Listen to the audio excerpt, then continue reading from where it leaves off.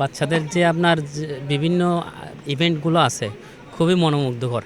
প্রিয় দর্শক, এই মুহূর্তে আমরা আছি বলতা গাউসিয়া মার্কেটের পাশে সিংলাপুর রোডে হাতের বাম পাশে আওয়াল মার্কেটের পিছনে যে বৈশাখী মেলা অনুষ্ঠিত হয়েছে সেখান থেকে আমরা যুক্ত হয়েছি। এখন আমরা মেলাতে আগত শিশু থেকে অনুভূতি জানার চেষ্টা করব। খুবই ভালো লাগছে।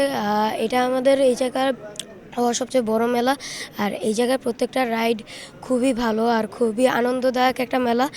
আমি বলবো যে সবাই যাতে এই জায়গায় আসে। তো আপনার বাসা কোথায়?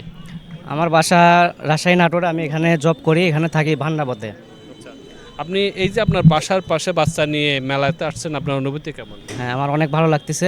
মানে আমার বাবু বলতেছে যে বাবা এখানে নাকি মেলা হচ্ছে, চলো যাই। এর আগে আসতে পারি নাই, আমার ডিউটি ছিল। এখন নাইট ডিউটি আজকে থেকে শুরু হয়েছে, পরে আমার ফ্যামিলি নিয়ে আসলাম আর কি ঘুরতে।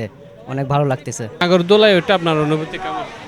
অনুভূতি আসলে অনেক ভালো লাগছে যে সব কিছু দেখছি। আপনাদের বাসার পাশে একটা বৈশাখী মেলা অনুষ্ঠিত হয়েছে, আপনারা মেলাতে আসছেন, অনুভূতি কেমন?